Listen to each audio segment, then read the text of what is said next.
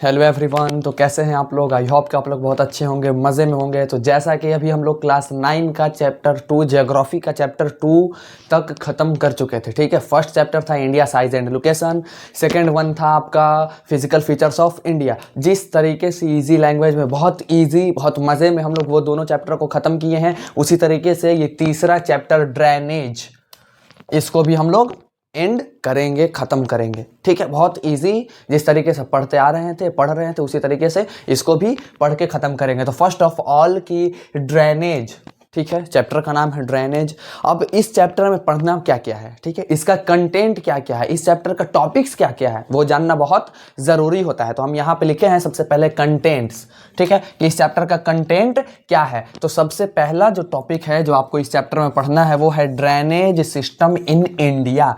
ठीक है, अभी आप लोग टेंशन मत लीजिए, डोंट वरी कि सर ये ड्रेनेज सिस्टम इन इंडिया का मतलब क्या होता है। ठीक है, मतलब इंडिया में ड्रेनेज सिस्टम कैसा है। ठीक है, अभी हम लोग जब पढ़ेंगे, इस टॉपिक्स को स्टार्ट करेंगे तो पूरे डिटेल में समझेंगे। ठीक है, कि ये जो टॉपिक का नाम है ड्रेनेज सिस्टम इन इंडिया, इसका मतलब क्या होता है। अब देखिए, दूसरा है हिमालयन रिवर्स, हिमालय का जो रिवर है उसके बारे में जानेंगे। थर्ड वन है पेनिनसुलर रिवर, कि पेनिनसुला में जो रिवर है उसके बारे में जानेंगे। फोर्थ वन है लेक्स, और पांचवा है, फिफ्थ है role of rivers in the economy, कि इकोनॉमी में रिवर्स का रोल क्या है। ठीक है, ये सारी चीज़ कंटेंट है, टॉपिक्स है इस चैप्टर का, जो हम लोग इस चैप्टर में कवर करने वाले हैं। ठीक है, अब देखिए, अब सबसे पहले हम यहाँ पे लिखे हैं कि ड्रेनेज, जो कि चैप्टर का नाम है ड्रेनेज। ड्रेनेज का मतलब क्या होता है सर? कुछ समझ में नहीं आया, ड्रेनेज का मतलब क्या होता है। ठीक है, तो यहाँ पे हम डेफिनेशन लिखे हैं बहुत इजी सा। ठीक है, कि डिस्क्राइब्स, डिस्क्राइब का मतलब होता है किसी भी चीज़ को डीपली एक्सप्लेन करना, किसी भी चीज़ को एक्सप्लेन करना। ठीक है, उसी को डिस्क्राइब कहा जाता है। Describes the river system of an area, मतलब एन का मतलब एक एरिया का रिवर सिस्टम को डिस्क्राइब करना। मतलब सर एक एरिया का रिवर सिस्टम, रिवर सिस्टम का मतलब होता है रिवर। ठीक है, वो जो रिवर कितना में ये मान लीजिए ये गंगा रिवर है। ठीक है, तो ये पूरा रिवर सिस्टम है। ठीक है, गंगा रिवर सिस्टम इसको कह सकते हैं।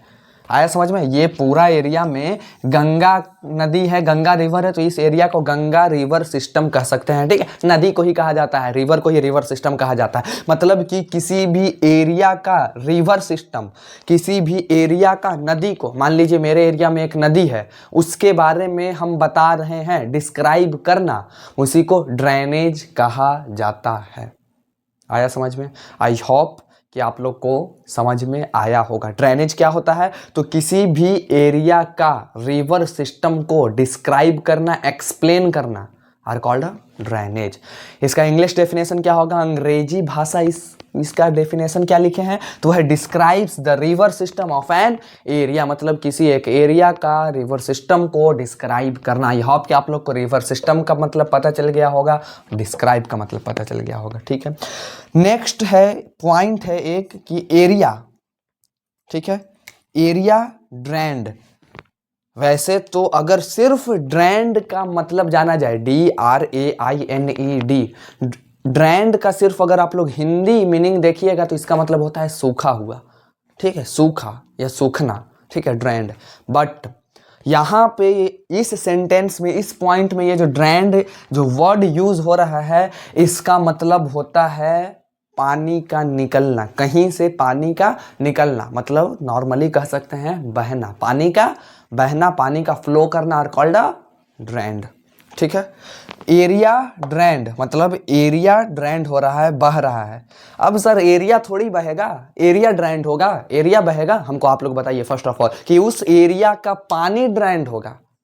हाँ, पॉइंट ऑफ व्यू है कि नहीं? वो एरिया थोड़ी बह सकता है, फ्लो हो सकता है, उस एरिया का पानी ड्रेन्ड हो सकता है, बह सकता है। इसीलिए यहां पे आप लोग ये मत सोचिएगा कि एरिया ड्रेन्ड हो रहा है, नहीं, एरिया का जो पानी है, वाटर है, वो ड्रेन्ड होगा, एरिया ड्रेन्ड।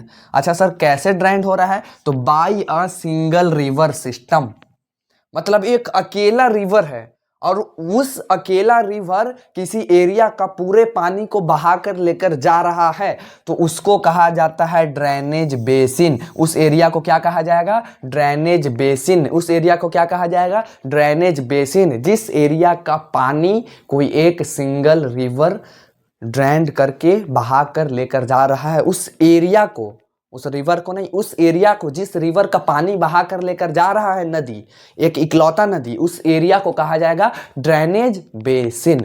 जैसे मान लीजिए कि ये एक एरिया है, ठीक है, इसमें पानी है, ये एक एरिया है, इसमें पानी है सपोज, और ये एक नदी है। इस एरिया का पानी इस नदी में आता है और ये नदी फिर जो इसका है रास्ता, रूट जो बहने का, उससे बह रहा है, तो इस एरिया को हम लोग कहेंगे ड्रेनेज बेसिन। आया समझ में?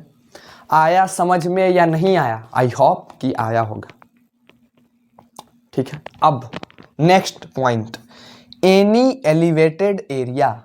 एलिवेटेड का मतलब होता है उठा हुआ, ठीक है। जमीन होता है फ्लैट, ठीक है, समतल एकदम होता है, फ्लैट होता है, बराबर होता है। उसके ऊपर अगर थोड़ा सा जमीन ऐसे करके ऐसे उठा हुआ है, ऐसे जमीन चल रहा था, ऐसे ऐसे उठ गया, तो इस जो उठा हुआ एरिया को हम लोग कह सकते हैं ये है एलिवेटेड एरिया। एलिवेटेड एरिया का मतलब होता है ये जो एरिया है थोड़ा सा ये उठा हुआ है, ठीक है।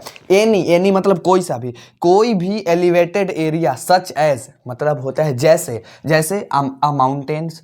अच्छा आप लोग हमको बताइए, ये जो माउंटेन्स है वो एलिवेटेड एरिया नहीं है, उठा हुआ एरिया नहीं है? बिल्कुल, ऑफ कोर्स, व्हाई नॉट, क्यों नहीं है? है, एलिवेटेड एरिया ही है।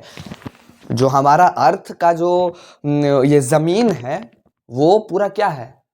वो पूरा फ्लैट है और उसके ऊपर माउंटेन्स उठा हुआ है, तो वो क्या है? वो जमीन के ऊपर उठा हुआ है, वो भी तो एलिवेटेड एरिया ही होगा। एलिवेटेड एरिया मतलब कुछ भी उठा हुआ जमीन, उठा हुआ, ठीक है, उसको कहा जाता है elevated area such as a mountains. जैसे माउंटेन्स और एन सच एन अपलैंड, ठीक है, और ये एन नहीं होगा, सॉरी फॉर दैट, और सच एन अपलैंड। अपलैंड, अप का मतलब होता है, अप का मतलब होता है उठा हुआ, लैंड का मतलब जमीन।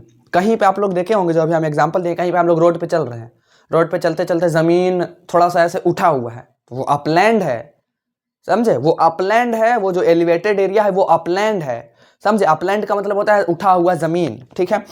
एनी एलिवेटेड एरिया, कोई सा भी उठा हुआ जमीन एरिया सच एज जैसे माउंटेन्स और Uplands.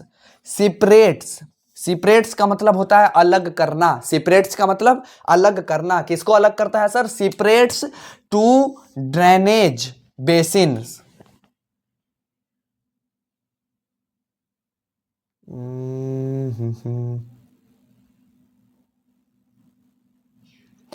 To drainage basins such an uplands is known as water divide. उसको क्या कहा जाता है? वाटर डिवाइड कहा जाता है। एक सेकेंड, कुछ गलत है क्या? एक सेकेंड हमको चेक करने दीजिए। Drainage describe the water is a physical map you will notice.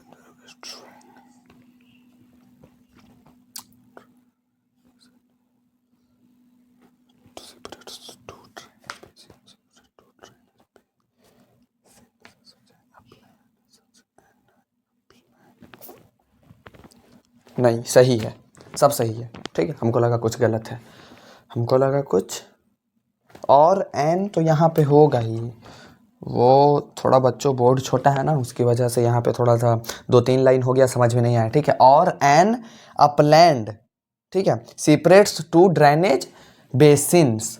मतलब कि ड्रेनेज बेसिन का मतलब क्या? ड्रेनेज बेसिन का मतलब वो एरिया, जिस एरिया में पानी है उस एरिया को ड्रेनेज बेसिन करते हैं, ठीक है। और उसी एरिया का पानी किसी एक नदी, सिर्फ एक नदी से, एक नदी के थ्रू वो पानी बह रहा है, उस एरिया को ड्रेनेज बेसिन कहेंगे। अब मान लीजिए, अब आप मान लीजिए कि यहाँ पे ये पानी जा रहा है, फ्लो हो रहा है, ठीक है, पानी ये फ्लो हो रहा है। अब इसी के बीच में, अब इसी के बीच में अगर यहाँ पे एक ऐसे अपलैंड आ जाए, एक अपलैंड आ जाए, एक अपलैंड आ जाए, तो ये जो वाटर है ये डिवाइड हो जाएगा, इधर से निकलेगा और इधर से निकलेगा, ठीक है, ऐसे ऐसे निकल जाएगा, लेकिन इसके ऊपर से नहीं जा सकेगा। अब देखिए क्यों, अभी हम आप लोग को बता रहे हैं। आप सामने सामने हम लोग चल रहे हैं, ठीक है, आप कहीं पे चल रहे हैं, चलते चलते आपके सामने एक खंबा है, ठीक है, एक पिलर है, एक खंबा है, तो क्या आप उस पिलर के अंदर घुस के चले जाइएगा? नहीं, या तो आप ऐसे राइट से निकलिएगा या तो लेफ्ट से निकलिएगा। और जो वाटर है सर वो दोनों साइड से निकल सकता है, वो राइट से भी निकल जाएगा और लेफ्ट से भी निकल जाएगा। इसीलिए कहा जा रहा है कि टू ड्रेनेज बेसिन में सेपरेट करता है, डिवाइड करता है। ठीक है, upland separates two drainage basin, दो ठो ड्रेनेज बेसिन फिर वहां पे बना देता है। वो कौन, किसकी वजह से? उस अपलैंड के वजह से। वो जो उठा हुआ जमीन था, बीच में जो जमीन उठा हुआ आ गया और फिर ऐसे एक ठो आ रहा था और फिर इधर से दोनों तरफ से पानी निकल गया। ठीक है, आई होप कि आप लोग को यहाँ तक समझ में आया होगा। इसका स्क्रीनशॉट लीजिए, ले लिए। अब इसके आगे का पॉइंट्स क्या है उसको भी अब हम लोग जल्दी जल्दी पढ़ लेते हैं। ठीक है, हाँ बच्चों, तो अब हम लोग आगे देख लेते हैं कि आगे के पॉइंट्स क्या हैं, आगे क्या क्या पढ़ना है, क्या क्या जानना है। ठीक है, आप में से बहुत कह रहे होंगे बोर्ड को देख के कि सर इसमें पहले से मार्क किया हुआ है। ठीक है, तो आप लोग को हम बता दें कि इस बोर्ड का हम वीडियो रिकॉर्ड कर चुके थे, बट माइक लगाना भूल गए थे। ठीक है, उसकी वजह से फिर से उसी चीज़ को रिकॉर्ड करना पड़ रहा है। क्या कीजिएगा, हम भी इंसान हैं, गलती हो जाती है। ठीक है, मिस्टेक हो जाता है। बहुत मेहनत लगता है बच्चों, समझे? बहुत मेहनत लगता है, कुछ पाने के लिए बहुत मेहनत करना पड़ता है, बहुत मेहनत करना पड़ता है। बस आप लोग से एक ही बात हम कहेंगे कि सपोर्ट कीजिए हमको, लाइक कीजिए, सब्सक्राइब कीजिए और जितना हो सके मेरे वीडियो को शेयर कीजिए। ठीक है, चलिए, कोई दिक्कत नहीं, होता है। ठीक है, फिर से हम लोग समझते हैं।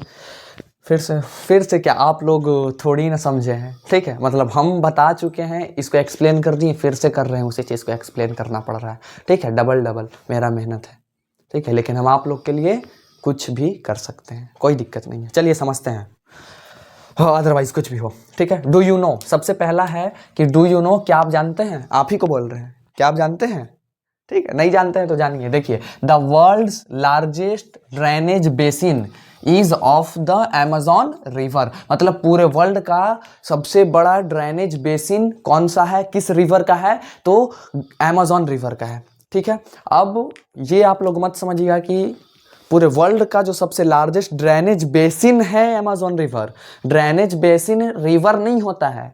ठीक है, वो जो रिवर है, जिस एरिया का पानी खींच रहा है वो एरिया होता है। मतलब कि पूरे वर्ल्ड का जो सबसे बड़ा एरिया है जिसमें पानी है, मान लीजिए ये एक एरिया है। ठीक है, इसका ये बहुत बड़ा एरिया है पूरे वर्ल्ड का, इसका पानी सबसे ज़्यादा बड़ा एरिया, सबसे ज़्यादा पानी एक अकेला अमेजॉन रिवर में जा रहा है, इसीलिए ये पूरा वो वर्ल्ड का सबसे बड़ा ड्रेनेज बेसिन एरिया का रिवर है। ठीक है, और इंडिया में, तो इंडिया में है आप लोग का गंगा रिवर। ठीक है, इंडिया में है गंगा रिवर। अब हम लोग का आता है पहला topic, drainage system in India. ठीक है, कि इंडिया में ड्रेनेज सिस्टम कैसे है। तो Indian reverse divided into two sections या टू पार्ट्स। इंडियन रिवर जो है, इंडिया में जितने नदियां हैं उसको दो पार्ट में डिवाइड किया गया है। फर्स्ट ऑफ ऑल है हिमालयन रिवर्स, सेकेंड वन है पेनिनसुलर रिवर्स। ठीक है, अब यहाँ पे पढ़ना है हम लोगों के difference between Himalayan and peninsular reverse, मतलब कि हिमालयन रिवर्स, अच्छा सर दो पार्ट में डिवाइड ही क्यों किया गया? कुछ तो चेंजेस होगा तब किया गया, तो अब उस चेंजेस को हम लोग डिफरेंसेस को पढ़ लेंगे। ठीक है, कि हिमालयन रिवर क्या है और पेनिनसुलर रिवर क्या है। ठीक है, अब देखिए यहाँ पे हिमालयन रिवर का सबसे पहला पॉइंट लिखे हैं कि हिमालयन रिवर्स आर पेरेनियल। अब सर ये पेरेनियल का मतलब क्या होता है? तो पेरेनियल का मतलब होता है वैसा रिवर जो पूरा साल 365 डेज 12 मंथ्स, पूरा साल 12 महीना 365 दिन उस नदी में पानी हो, वो कभी ना सूखे, उस नदी को कहा जाता है पेरेनियल। ठीक है, मतलब sir continuous flow of water, किसका है सर फ्लो? तो पानी का कंटिन्यूअस फ्लो हो थ्रू आउट द ईयर, मतलब पूरा ईयर पानी का फ्लो जिस नदी में है उस नदी को क्या कहेंगे? वो नदी क्या, कौन सा नदी कहलाएगा? पेरेनियल रिवर कहलाएगा, पेरेनियल रिवर। और जो हिमालयन रिवर्स है, और इस हिमालयन रिवर में बहुत सारा रिवर है, बहुत सारा रिवर है। ठीक है, तो वो सब रिवर्स जो है, जो जो हिमालयन रिवर में है, वो सब रिवर जो है वो क्या है? पेरेनियल है, मतलब कि पूरा हिमालयन रिवर्स ही पेरेनियल है। अभी तो हम लोग जाने नहीं है कौन कौन सा रिवर है। ठीक है, मतलब कह सकते हैं कि पूरा हिमालयन रिवर्स क्या है? पेरेनियल है। अब एक पॉइंट, दूसरा पॉइंट है कि द रिवर्स रिसीव्स वाटर। अब सर वो नदी है, तो नदी बनने के लिए एक सिर्फ खाली जगह वो नदी नहीं कहलाता है, उसके अंदर पानी भी होना चाहिए। होना चाहिए या नहीं होना चाहिए? हम कुछ गलत बोल रहे हैं? नहीं बोल रहे हैं, ठीक है। उसके अंदर पानी होना चाहिए, और वो पानी कहाँ से आएगा? आपके घर से। आप पहुंचाइएगा, मेरे घर से जाएगा, हम देंगे? नहीं, उसको पानी कहीं से चाहिए, तो कहाँ से मिलता है वो देखिए। तो द रिवर, कौन रिवर? तो हिमालयन रिवर्स की अभी हम लोग बात कर रहे हैं। जो हिमालयन रिवर्स है वो रिसीव का मतलब होता है पाना या लेना। वाटर को रिसीव करता है, लेता है कहाँ से? तो फ्रॉम रैन। रैन मतलब बरसात, बारिश। अब आप लोग कहिएगा कि सर छोटा से छोटा नदी, नदी क्या, एक तो छोटा सा गड्ढा हो जाता है, उसके अंदर बारिश होता है, तो वो बारिश रेन से पानी को रिसीव कर लेता है, अपने अंदर भर लेता है, तो ये तो फिर भी नदी है। नदी में पानी नहीं आएगा बारिश से? ऑफ कोर्स आएगा, व्हाई नॉट, क्यों नहीं आएगा, जरूर आएगा, ठीक है। तो सारे नदियां करती हैं ऐसा, जितना रिवर्स है सब करता है, ये भी करता है। तो यहाँ पे लिखे हैं, इसको पानी सबसे पहले कहाँ से मिलता है?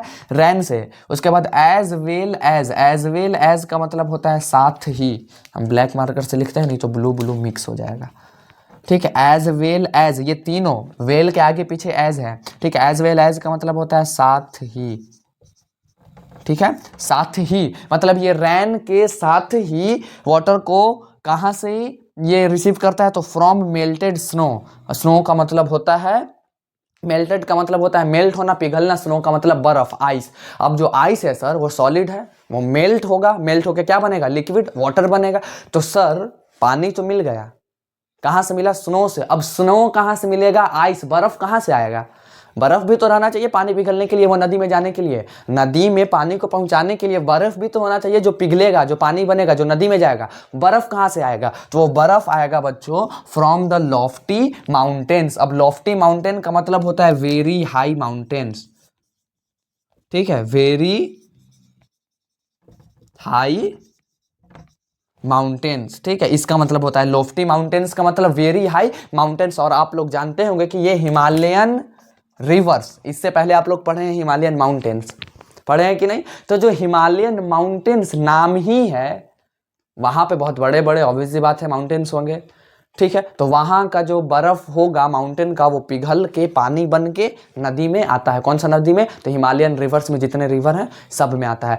अब आप लोग से हम 2 क्वेश्चन करेंगे, ठीक है। अब हम आप लोग से 2 क्वेश्चन करेंगे। क्या क्या आप लोग को सबसे पहले बताना है कि हिमालयन माउंटेन्स को कितने रीजन में डिवाइड किया गया और कौन कौन। हिमालयन माउंटेन्स को कितने रीजन में डिवाइड किया गया है और कौन कौन। और दूसरा क्वेश्चन ये है कि हिमालयन माउंटेन में सबसे बड़ा माउंटेन कितने हाइट का है, मतलब हिमालयन माउंटेन का एवरेज हाइट कितना है, सबसे हाईएस्ट, वो कमेंट, ये दोनों क्वेश्चन का आंसर कमेंट करके बताइए, ठीक है। आई होप कि यहाँ तक समझ में आया। स्क्रीनशॉट लीजिए इसका, ठीक है।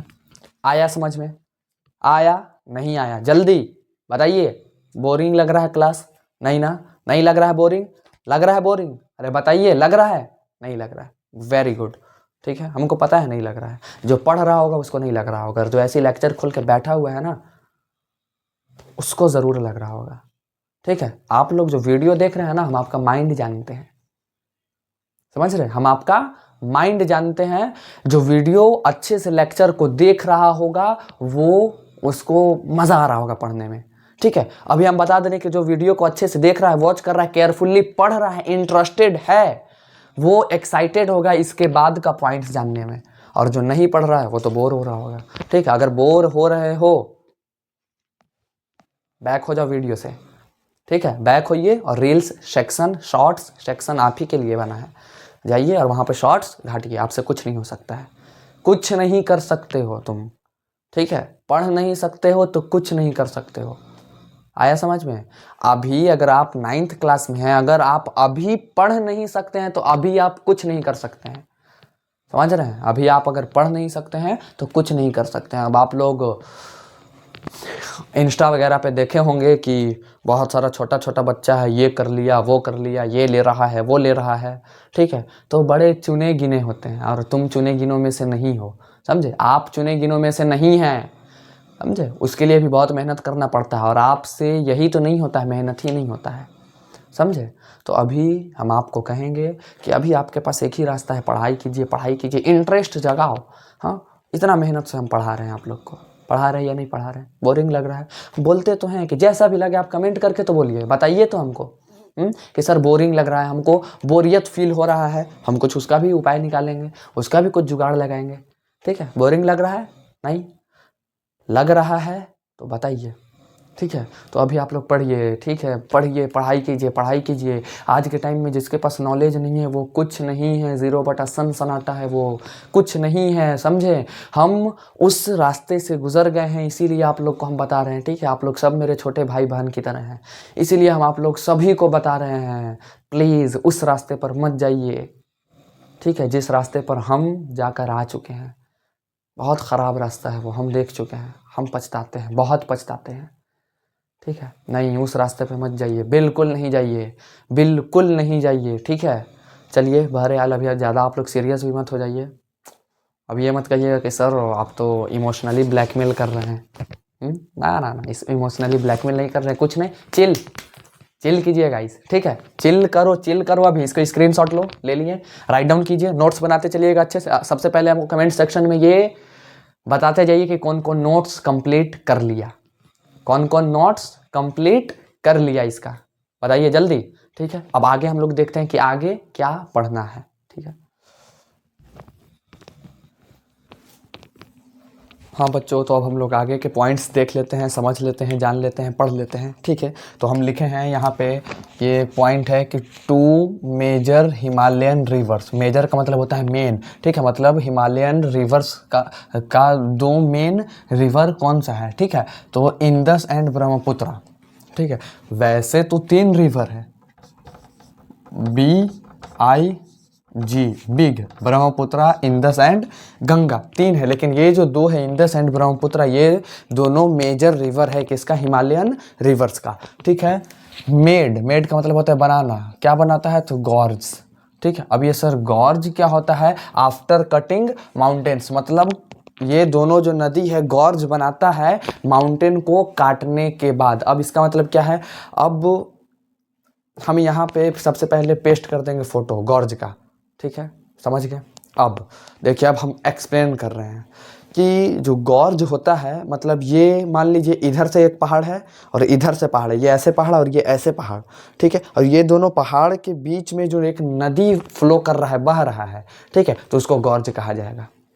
आया समझ में, उसको क्या कहा जाएगा, गॉर्ज कहा जाएगा। मतलब ऐसे ये एक पहाड़ है और ये एक पहाड़ है, तो ये जो वी शेप का बन रहा है, यहाँ पे ऐसे ऐसे नदी फ्लो करेगा, यहाँ पे इधर इधर ऐसे ऐसे ये नदी फ्लो कर रहा है, इसी को, इस नदी को क्या कहेंगे, गॉर्ज कहेंगे। यानी कि इंडस और ब्रह्मपुत्र रिवर जो है वो मेड करता है क्या, गॉर्ज आफ्टर कटिंग माउंटेन्स। ये दोनों माउंटेन के बीच में जो है उसको काट के ही तो निकल रहा है, ठीक है, काटते चीरते पड़ते आगे बढ़ रहा है, ठीक है। उसके बाद गॉर्ज क्या होता है, तो नैरो पैसेज, नैरो मतलब पतला, पैसेज मतलब रास्ता, थ्रू द लैंड मतलब लैंड के बीच में, जमीन के बीच में एक तो पतला रास्ता होता है नदी का, ठीक है, इंसानों का नहीं, नदी का रास्ता होता है। उसके बाद ये पॉइंट है कि the Himalayan rivers have long courses from their sources to the sea, मतलब जो हिमालयन रिवर्स है, हैव, हैज का मतलब होता है के पास, हिमालयन रिवर्स के पास क्या है, लॉन्ग कोर्सेज, लॉन्ग मतलब लंबा, कोर्सेज का मतलब होता है रास्ता, ठीक है, लंबा रास्ता है, कहाँ से, तो from their sources, from their मतलब उनका, उनके सोर्सेज, सोर्सेज का मतलब होता है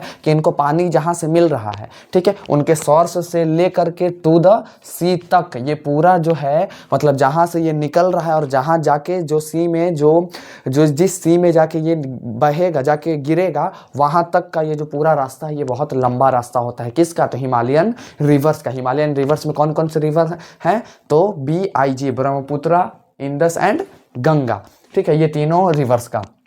अब they perform intensive erosional activity. अब इंटेंसिव इरोजनल एक्टिविटी का मतलब क्या होता है, मतलब पत्थरों को काटना, ठीक है। अब नदी है, बहुत प्रेशर से, बहुत स्पीड से, बहुत ज़्यादा वेलोसिटी से चल रहा है, तो उसके सामने जो आएगा उसको वो काटते छाटते चलेगा, उड़ा देगा एकदम रास्ते से, ठीक है, खल्लास कर देगा, वही कहा जा रहा है। दे परफॉर्म मतलब ये जो नदी है ये परफॉर्म करते हैं, परफॉर्म का मतलब होता है करना, ये क्या करती हैं, इंटेंसिव इरोजनल एक्टिविटी करती हैं in their upper courses. Upper courses का मतलब होता है कि मान लीजिए कोई नदी यहाँ से ऐसे फ्लो कर रहा है, ठीक है, और इसका ये सोर्स है, यहाँ सोर्स है, यहाँ से मिल रहा है, मतलब इसके पीछे से पानी आ रहा है, तो ये जो चीज़ है ये आपका अपर कोर्स हो जाएगा, ये मिडिल कोर्स और ये लोअर कोर्स हो जाएगा। आप लोग को बुक में हम दिखा रहे हैं, ठीक है, बुक का पेज नंबर 18 ही निकालिएगा और ये पिक्चर आप लोग को दिख रहा होगा, इसमें लिखा हुआ है अपर कोर्स, मिडिल कोर्स और लोअर कोर्स, इसमें सब चीज़ लिखा हुआ, सोर्सेस ऑफ रिवर, ठीक है, मतलब नदी का सोर्स कहाँ है से है।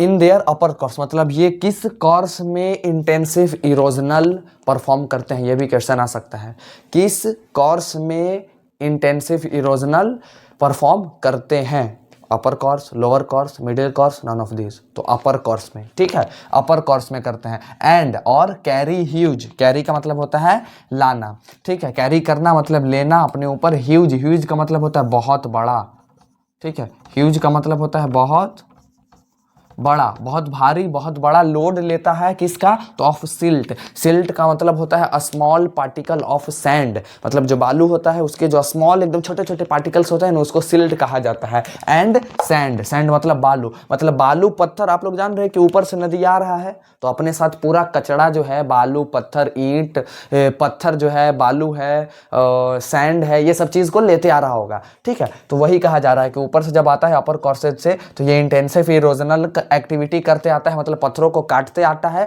और उनको अपने साथ बहाकर लेकर आता है, ठीक है। उसके बाद जैसे ये मिडिल कोर्स में पहुंचा, in the middle and the lower course, मतलब मिडिल मतलब बीच वाला, लोअर मतलब नीचे वाला कोर्स में जैसे ही पहुंचा तो दीज रिवर्स फॉर्म मींडर्स, ठीक है, मींडर्स। अब मींडर्स क्या है सर, तो मींडर्स का मतलब होता है कि जो ये जो नदी का ऐसे टेढ़ा मेढ़ा चलने का जो रास्ता है इसी को मींडर्स कहा जाता है, ठीक है। अब भैया नदी है, इसको तो कोई एकदम मस्त प्लास्टर करके तो कोई ज़मीन दिया नहीं है कि एकदम मस्त सीधा चलेगा, मिट्टी बालू है, मिट्टी बालू को ये अपने प्रेशर से, अपने वेलोसिटी से इधर उधर हटा सकता है, ऐसे ऐसे चलेगा, सांप की तरह चलेगा, ठीक है, सना चलेगा, ठीक है, तो वही लिखे हैं। तो इस तरीके से सना मतलब इस तरीके से सांप की तरह चलना नदियों का, इसी को कहा जाता है मींडर्स। और उसके बाद है मींडर्स दे रिवर्स फॉर्म, फॉर्म का मतलब होता है बनाना, ये रिवर्स बनाते हैं मिडिल कोर्स या लोअर कोर्स में, क्या बनाते हैं, मींडर्स बनाते हैं। उसके बाद ऑक्सबो लेक्स, ऑक्सबो लेक्स का मतलब क्या है, ऑक्सबो लेक्स का मतलब है कि मान लीजिए कि कोई नदी यहाँ से ये ऐसे ऐसे बह रहा है, ठीक है, ये नदी बह रहा है। अब ये जो नदी बह रहा है तो यहाँ पे तो पूरा क्या है, मिट्टी है, यहाँ पे क्या है, ये सब पूरा मिट्टी है और ये पूरा पानी बह रहा है, ठीक है। हम उल्टा कलर से बना दिए, पानी को बनाना चाहिए था ब्लू से और ये जो मिट्टी बना रहे हैं इसको बनाना चाहिए था ब्लैक से, चलिए कोई नहीं, समझिएगा आप लोग, ठीक है। अब ये जो आप क्या इसको सिखाए हैं, इस नदी को आप सिखाए हैं कि ये चल रहे हो तुम तो एकदम इसी रास्ते से चलोगे, नहीं, ये अपना रास्ता थोड़ा सा ऊपर नीचे भी कर सकता है, ऐसे यहाँ से ऐसे ऐसे चल रहा तो इधर थोड़ा सा ज़्यादा भी मुड़ सकता है, इधर थोड़ा कम हो सकता है, उधर ज़्यादा मुड़ सकता है, ठीक है, मतलब ऐसे चल रहा है तो ऐसे ज़्यादा भी हो सकता है, इधर ऐसे कम भी हो सकता है, फिर इधर ऐसे इसका कोई ठिकाना नहीं है, ठीक है, क्योंकि इसके आसपास मिट्टी बालू है और मिट्टी बालू को ये अपने प्रेशर से अपने साथ ही ये बहा कर लेकर चला जाता है, ठीक है, उसको तोड़ सकता है, हटा सकता है, ठीक है, पत्थर को भी ये तोड़ सकता है।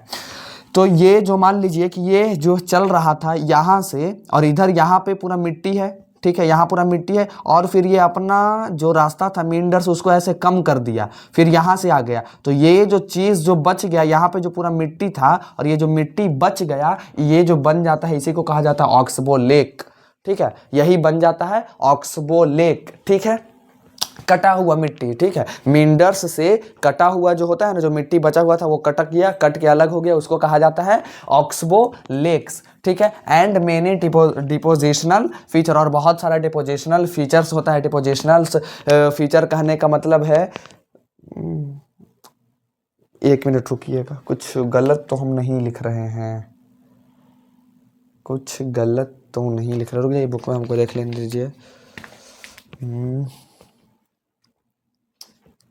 Depositional features in their fluid plains, नहीं, depositional features in their fluid plains, हाँ ठीक है, डिपोजिशनल फीचर्स, हाँ हम लोग यहाँ पे थे, ये बनाता है मींडर्स, बनाता है ऑक्सबो लेक बनाता है, मींडर्स क्या होता है बता दिए, ऑक्सबो लेक क्या होता है वो भी बता दिए। अब मेनी डिपोजिशनल फीचर मतलब मेनी मतलब बहुत सारा डिपोजिशनल फीचर्स भी है इसके अंदर, इसका मतलब क्या है, डिपोजिशनल फीचर मतलब को मिट्टी का जमा करना, ठीक है, ये चलते चलते कहीं पे भी मिट्टी को ये जमा कर सकता है, अपने साथ बहा के लेके जा रहा है, ठीक है, वहीं पर रोक दिया बीच में ही, वहीं पे साइड में मिट्टी को गिरा दिया, फेंक दिया, ठीक है, उस साइड में नदी के किनारे उसको लेके चला गया मिट्टी को, उसी को कहा जाता है, वही सब चीज़ को डिपोजिशनल फीचर कहा जाता है। In their fluid plains, fluid plains का मतलब, फ्लूइड का मतलब होता है बाढ़, प्लेन का मतलब होता है ज़मीन, बाढ़ का एरिया जो होता है ना, बाढ़ का ज़मीन उसमें, ठीक है, they and they also have well developed deltas, ठीक है। और इसके पास वेल डेवलप्ड का मतलब होता है पूरा कंप्लीटली अच्छा, एकदम अच्छे तरीके से बना हुआ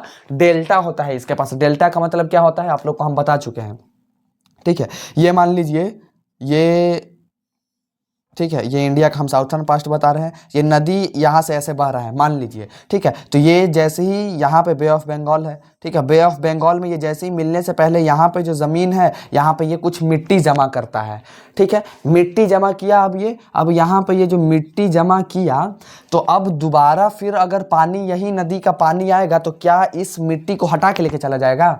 नहीं, ये इधर से इधर या तो ऐसे मुड़ेगा या तो ऐसे मुड़ेगा। वही वाला बात याद कीजिए, अपलैंड, अगर सामने अगर कुछ आ गया तो या तो हम राइट जाएंगे या तो लेफ्ट जाएंगे, ठीक है। तो उसी तरीके से हो जाता है बहुत सारा, यहाँ पे तो ऐसे निकलेगा, यहाँ से ऐसे निकलेगा।